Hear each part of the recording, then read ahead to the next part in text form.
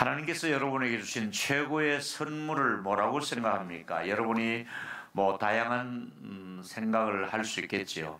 하나님에게 이것을 주셔 감사하고 자식들을 감사하고 여러 가지 있겠죠. 근데 그런 것들은 일시적인 것들이고요. 우리에게 주신 최고의 선물은 아마 영원한 생명일 겁니다.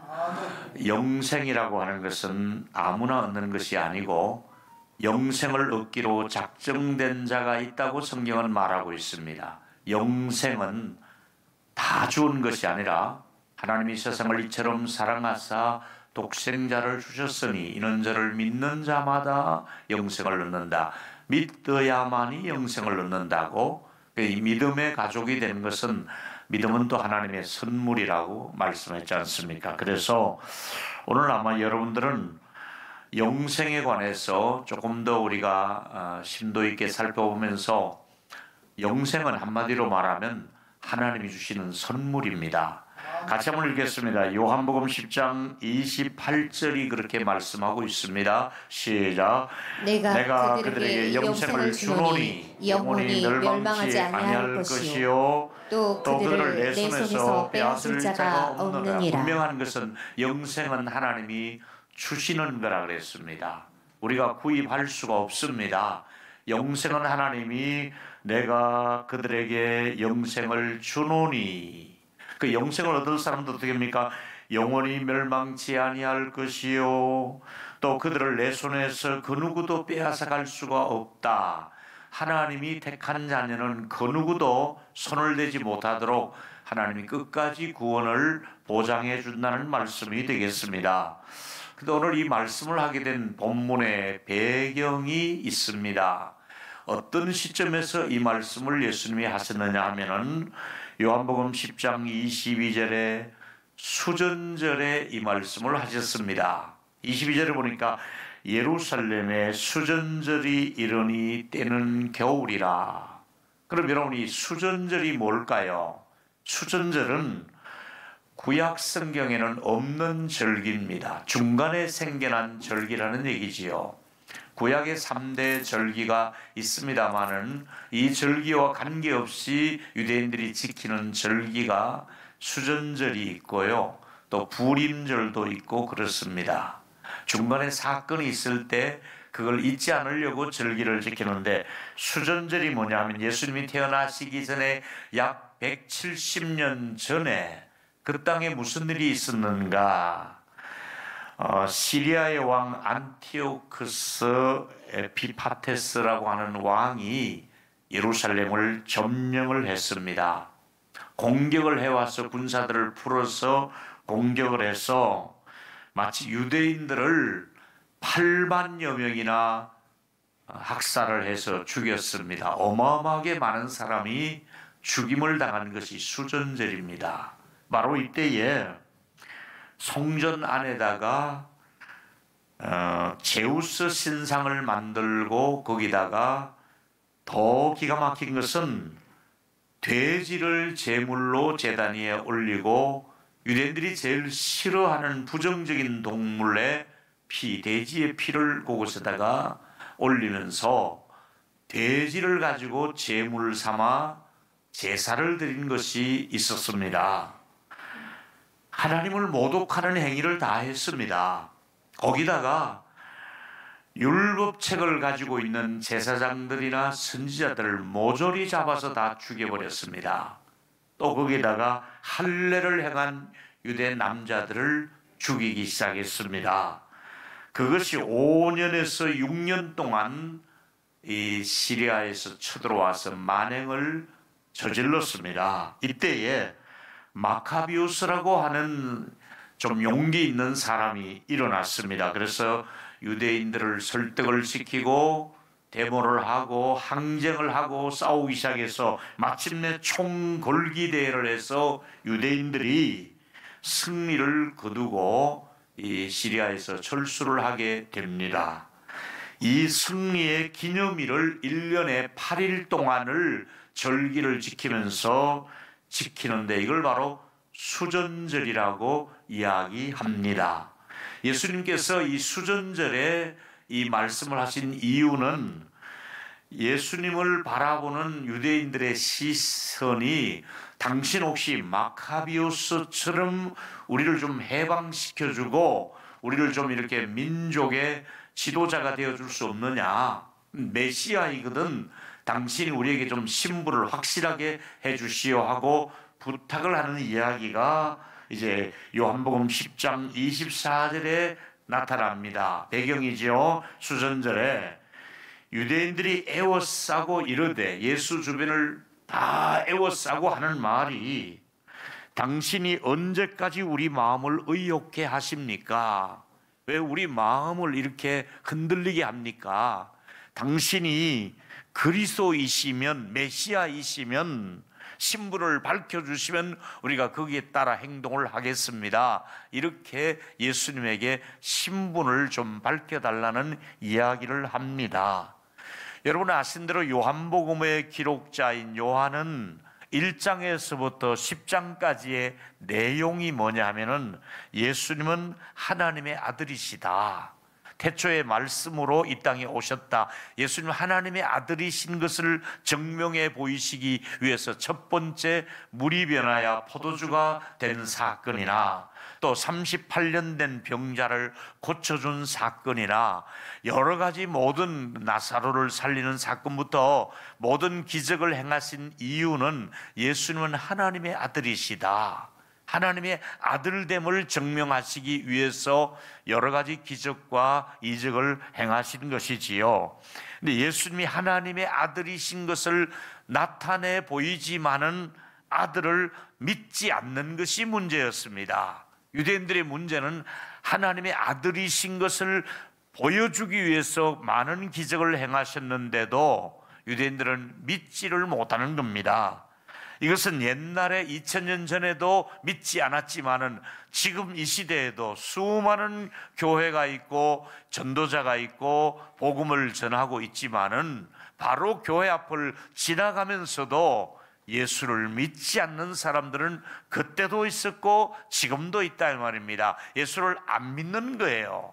그렇다면은 믿지 않는 이유가 뭐냐? 오늘 본문은 너희가 내 양이 아니기 때문에 나를 믿지 않는다, 이렇게 단호하게 말씀했습니다. 죄송하지만은 예수 끝까지 안 믿으면 어떻게 될까요? 그건 하나님의 양이 아니라는 거예요. 하나님의 택한 백성이 아니라는 거예요. 그 사람 버림받을 사람이고, 하나님께서 택한 백성은 반드시 우여곡절 끝에 하나님 앞에 돌아오게 되어 있습니다. 오늘 이 방송을 들으시거나 또 설교를 들으시는 분들 여러분 중에서, 가족 중에서 꼭 예수 믿고 구원받는 역사가, 이 돌아오는 역사가 있게 되기를 예수 이름으로 축원합니다. 하나님의 백성들은 하나님 앞에 돌아오게 되어 있습니다. 택자 구원을 말하고 있습니다. 근데 하나님의 구원 계획을 살펴보면 그냥 어느 날 하루아침에 딱 구원이 이루어지는 것 같아도 과정이 있습니다. 로마서 8장 29절에 하나님이 미리 아신 자들이 있다고 했습니다. 하나님이 미리 아시고 예정을 말하지요. 그 다음에 아들의 형상을 본받게 하기 위하여 미리 정하셨으니, 미리 정해놓은 사람들이 있습니다. 아들을 통하여 이루실 일이 있기 때문에, 그로 말미암아 많은 형중에서 예수님은 맏아들의 역할을 하시게 되었고, 그 다음에 이제 수많은 사람들을 예수님 때문에 구원받는데, 아주 구원받는 과정에 이 30절의 말씀이 아주 중요한 내용이 되겠습니다. 여러분이 30절만 한 번 더 목소리를 같이 해서 읽어보겠습니다. 시작. 또 미리 정하신 그들을 또한 부르시고 부르신 그들을 또한 의롭다 하시고 의롭다 하신 그들을 또한 또 영화롭게 하셨느니라. 할렐루야. 하나님이 예정해 놓은 사람을 첫 번째 하나님은 때가 되면 부르셨습니다. 여러분이 한거 해고 뭐 고집 부리고 교회 안 다니려고 발부둥 쳐도 하나님은 때가 되면 부르십니다. 지금 또 고집 부리고 뭐 교회 안 나온다 그래도 하나님을 이길 수 있겠습니까? 부르시면 또 나오게 돼 있는 줄로 믿습니다. 일찍 부르심을 받고 이곳에 오신 여러분 잘하셨습니다. 근데 부르시고 대책 없이 어떻게 합니까? 아주 중요한 말은 제가 몇 주 동안 드렸지요. 의롭다고 인정을 하시는 것이지요. 부르신 이들을 의롭다 하시고, 그 다음에 마지막은 의롭다 하신 그들을 영화롭게 하신다고 성경은 말씀하고 있습니다. 여러분이 오늘 이 자리에 오신 것은 하나님의 양이 되어서 선택된 자들을 부르시는 과정에 이곳에 와서 예배드리게 되어 있고, 또 죽을 때까지 안 오는 사람은 그냥 내버려 둘 수밖에 없습니다. 그건 선택받은 백성이 아니라는 거지요. 그래서 우리는 하나님이 부르심을 받았다는 이 자체가 감격스럽고 감사하고, 하나님의 은혜로 이 쓸데없는 자 왜 구속하여 주는지 난 알 수 없도다. 하나님이 우리를 이렇게 때가 되어 부르시고 주의 종으로 삼으시고 예배의 자리에 오게 하신 것이지요. 자, 오늘 영생에 관한 말씀을 몇 가지로 나누었는데, 첫째로 영생이란 무엇일까요? 무엇이 영생입니까? 여러분, 야고보서 4장 14절에 생명을 안개라고 표현했습니다. 우리 생명은 긴 것 같아도 하룻밤 사이에 아침에 사라지는 그 안개와 같습니다. 안개가 우리 주변에 도봉산을 가릴 정도로 끼어 있지만은 좀 있으면 날씨가 좋아지면 금방 안개는 사라지듯이 우리 인생은 좀 살다가 사라지는 안개와 같은 존재라고 말하고 있습니다. 근데 우리에게 영원한 생명을 준다는 겁니다. 이 짧은 생명이 아니라 영원한 생명을 주는데 그 영생을 세 가지로 이야기합니다. 어떤 것이 영생입니까? 일단 하나님이 영생이십니다. 하나님은 영원 전부터 계셨고 영원히 계시는 분이기 때문에 하나님은 영생하시는 하나님이라고 이야기합니다. 두 번째는 하나님의 나라가 영원합니다. 지상 나라는 이렇게 크게 일어났다가도 그 나라가 사라지잖아요.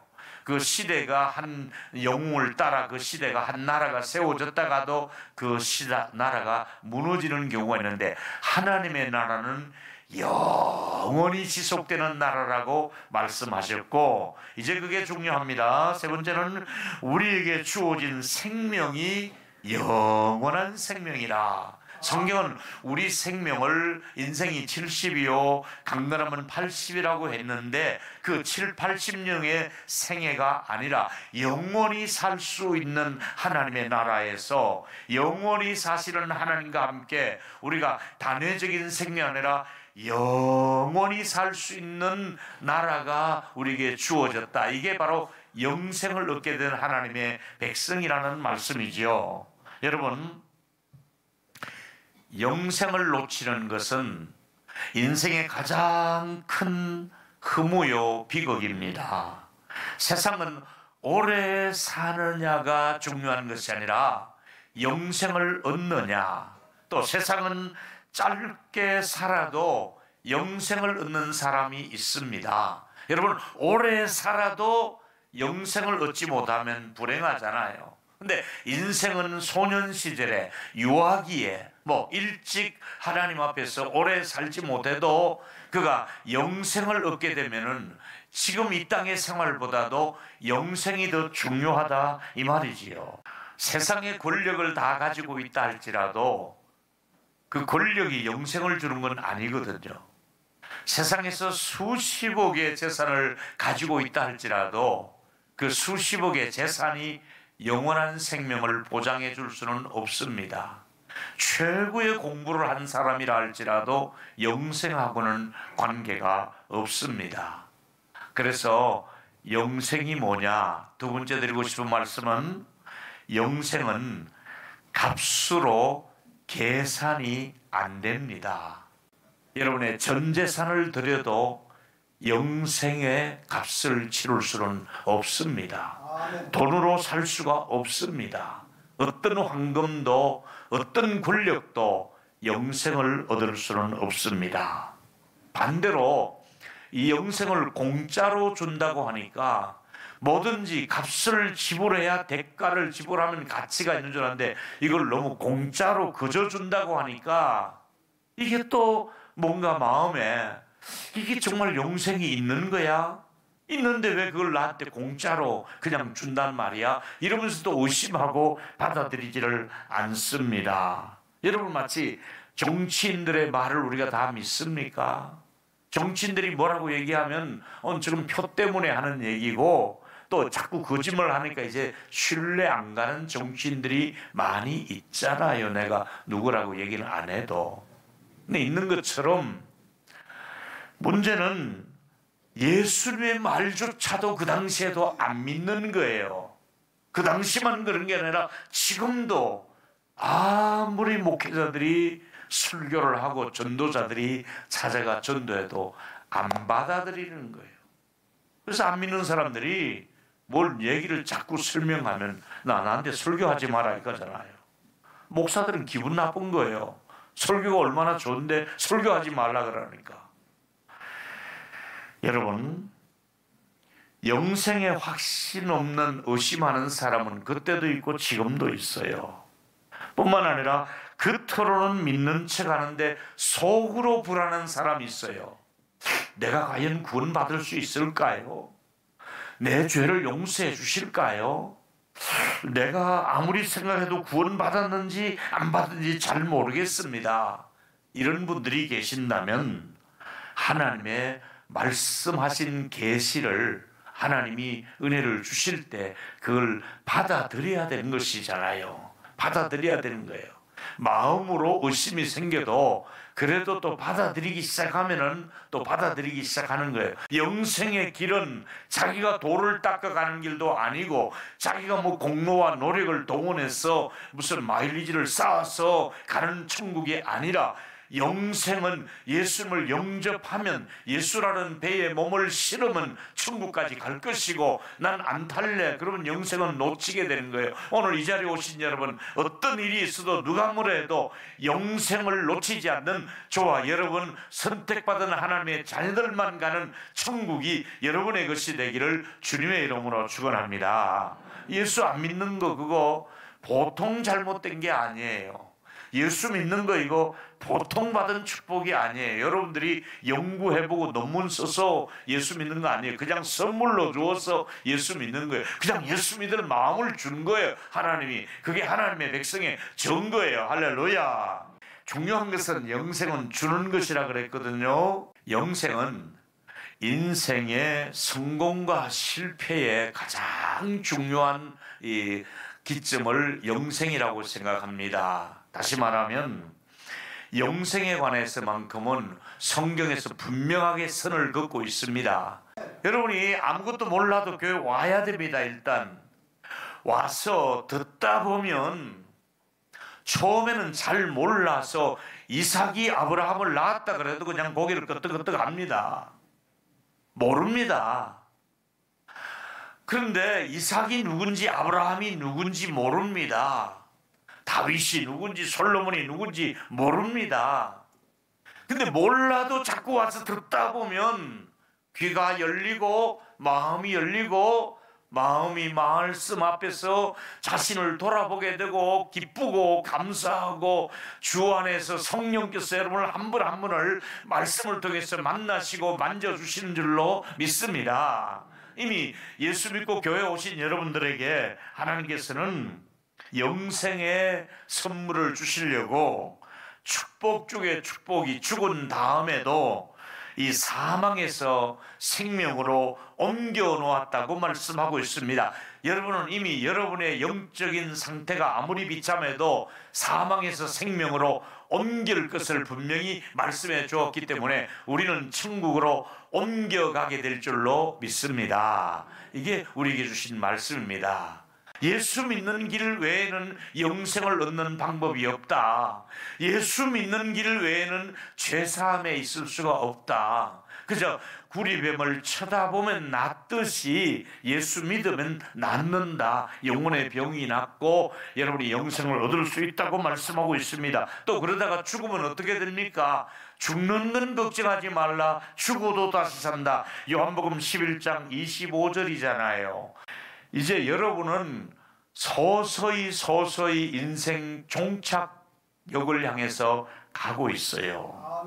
여러분, 영생이라고 하는 사람은 그 어간에 이제 종착역을 지나서 내리면 이제 영생이거든요. 일단 죽음은 종착역이에요. 언제 내릴지는 몰라도 분명한 것은 종착역은 다가와요. 내릴 준비해야 돼요. 근데 그냥 내리고 나서 그 다음이 이제 중요한 거야. 내리는 걸로 끝나는 것이 아니라, 종착역에 내리고 끝난 것이 아니라 그 다음에 마태복음 25장 45절과 6절에 들어가니까 심판이 있어요. 임금이 대답하여 이르되 내가 진실로 너에게 이르노니 와, 이 지극히 작은 자에게 하지 아니한 것이고 내게 하지 아니한 것이라. 반대로 지극히 작은 자에게 한 것이 내게 한 것이라. 이번에도 보니까 소망보 효도강론 갑니다 하니까 그 몇 사람이 그래도 고맙게도 그 100 얼마가 이렇게 또 이거 좀 쓰세요 하고 주시는 분들이 있더라고요. 또 고마운 것은 저번에 러시아에서 우리 선교사들 왔다 가는데도 또 개인적으로 그렇고 몇 사람이 이거 좀 그분들 위로하는데 목사님 필요한데 쓰세요 하고 또 100만도 주시고 또 이렇게 주셔서 제가 봉투를 만들어 다 드렸어요. 근데 이런 작은 일들이 모아졌는데 이게 그냥 없어지는 줄 알았는데 심판대 앞에 가보니까 이 지극히 작은 자에게 한 것이고 내게 한 것이니라. 할렐루야.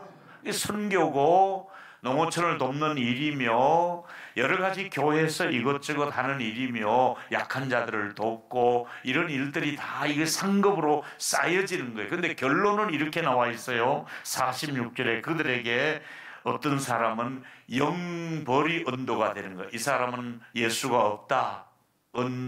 언도가 떨어지게 딱 내리기를 영벌하면 영벌 쪽에서 가는 거야. 이 사람은 영생으로 들어가라 하면요, 얼마나 감격스럽겠어. 막 뭐 자기가 뭐 잘해서가 가는 게 아니라 하나님이 영생을 주노니. 그런데 와, 내가 드디어 이제 받게 되었구나. 여러분, 깜짝 놀랄 일이 지옥에 갈 사람이 천국에 와 있다는 거예요. 영생을 얻었어요. 꼭 올 줄 알았는데 보니까 영벌의 자리에 가 있는 거야. 더 놀라는 건 내가 보니까 영생의 자리에 와 있는 거야. 이게 최고로 놀랄 일인 줄로 믿습니다. 여러분, 어느 쪽을 향해서 살아가고 있습니까? 영원히 벌받는 곳에 머무실 분들입니까? 영원한 칭찬과 축복을 받을 자리에 여러분이 머물고 계십니까? 말씀은 이렇게 마무리했습니다. 결론은 평생 인생을 항해하고 마지막 항구에 도착하고 나면 첫째로 나에게 영원한 생명이 기다리고 있다는 것을 의심하지 말고 믿기를 원합니다. 그 종착역에 내리면 그 다음에 영생을 얻는 통로로 들어갑니다. 반대로 영벌을 얻는 쪽으로 모아서 그 사람들이 한 통로로 또 가게 될 것입니다. 두 번째는 세상에 사는 동안 어떤 고통이 와도 나에게 영원한 생명이 보장되어 있다는 말씀을 믿고 예수를 믿는 저와 여러분이 되기를 바랍니다. 믿음으로 구원받는다고 말씀드렸으니까 말씀을 믿고 예수를 믿으면 됩니다. 문제는 세 번째입니다. 아직도 믿지 않는 사람, 내 주변 사람들이, 가족이나 자녀들, 친척들이 꼭 영원한 생명을 얻도록 여러분이 전도하시고 복음을 전하시고 기도하셔서 마지막 날에 영생의 가족이 되시기를 예수 이름으로 축복합니다.